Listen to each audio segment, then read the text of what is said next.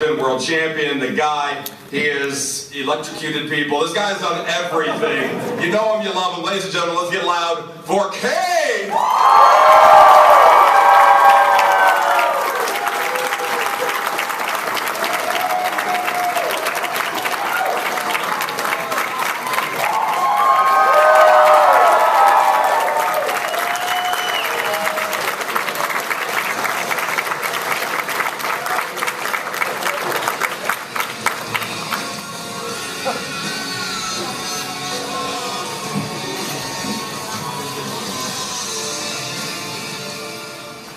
I told everybody ahead of time if I didn't play your music, you were going to choke slam me.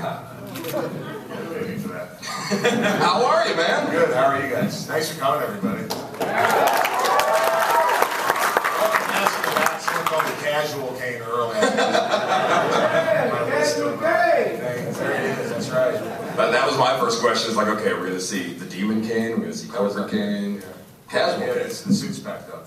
I like it. Head out for tomorrow. Well, he's here to answer your questions.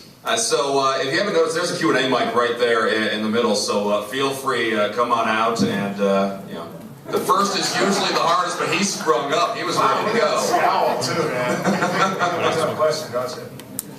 Okay, good. The question is, what has been your favorite storyline that you have ever been involved in, and your least favorite? Did everybody hear that? My favorite storyline and my least favorite storyline? My favorite storyline was when I first came in against The Undertaker, by far. And my least favorite storylines, I'd rather not talk about those. maybe someday in the far off future. Yes, sir. I was wondering if you had any good Nashville indie scene stories. You know, I didn't actually, well, I worked a little bit for USWA. I wouldn't consider that indie stuff down here. Not really. Memphis or anything like that. What's that? Or Memphis or anything like that. I can't think of anything right off the bat. There's all sorts of good stories, and I should be able to think of something, but I can't. If I do, I'll share it with you. Okay, sorry, man. What about any general, like, Nashville stories, maybe in the WWE, anything, you know, the city or area that maybe stand out? Not here. This is a great place. So yeah, it's all good. Everything's great, so nothing stands out. Right. Yeah, everything's really good. No, seriously, nothing comes to mind in Nashville. Yeah, so sorry. The best moment's still to come. Exactly. Very good. WrestleMania 30, you got to come out and interrupt Mr. T. Oh yeah. Did you guys have any idea that was going to go that long, or what was that like backstage and then having to go out and do that? So the day before, like, I'm in the gym at the hotel, and there's Mr. T, and I'm a huge Mr. T fan, and Mr. T comes over and introduces himself and his son to me, right? Yeah. So then the next night, I go off and kick him off the stage. Which I'm also the guy that broke up the Roddy Piper Jimmy Snuka reunion in Madison Square Garden at the Royal Rumble. So basically, I guess if you're an 80s pop culture icon, you got a crosshair on your back, and I'm the one taking care of you. Yeah, I know with Mr. T. I think there's a misunderstanding, you know, with T as far as, you know, I think he was told that he could say pretty much whatever he wanted, but he had like 10 minutes to say it. You know, I don't think that was related to him. So unfortunately, it's a misunderstanding, but it made for an entertaining moment. Thank you. Thanks. I was just wondering if you could get Bo Dallas the cinder block treatment, please. I don't believe. We'll see if we can arrange that. I get with Seth Rollins, see what we can do. Lots of people are probably of that opinion. Hi, this is for my brother. He's wondering, after 20 years, how you're doing mentally and physically.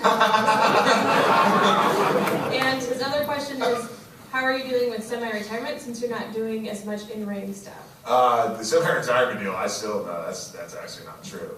I'm still doing, you know, I still do all that. Physically, I'm doing well. Mentally, that's a question. But thank you for asking. When did you lose, or start realizing maybe you were losing the mental? Since I started 20 years ago. I've had my slide ever since, man.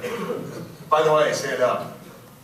Ladies and gentlemen, the winner of the first annual Dr. Shelby Lookalike Contest. Helped me out a lot with my mental issues, actually. I was wondering if I could go a little further back. Like, what was your general reaction when you were first told you were going to be nice and Kane? Not good. That was came at the end of sort of the less serious characters right before WWE transitioned into the Stone Cold Steve Austin attitude era. And that certainly, people are like, yeah, it was great, and it wasn't for me because I just never, it wasn't something that I could really get into. And I understood. Actually, I guess the story was that Bobby Heenan had always thought that would have been a great character. But like I said, it just wasn't something that I got into. And a lot of it was my fault that it didn't succeed because I just didn't have my heart into it. So yeah, that's one of those deals. I go in and I'll write about it one day. But I go in and I was all happy here. I'm going to WWE and everything's good. And then I walked out and I was like, talk about having your balloon deflated. Cool, thanks. Well, moving forward a little bit, what do you think about when they told you you were going to be Kane? That was pretty cool. That was really cool, actually. Yeah, that was awesome. Did you think you would still be the same character so many years later? No, not really. And I think what most people thought too is this is just going to be like a one-off deal with Undertaker, and they never thought that the Kane character would have legs to stand on its own. So, it's just been a wonderful experience now.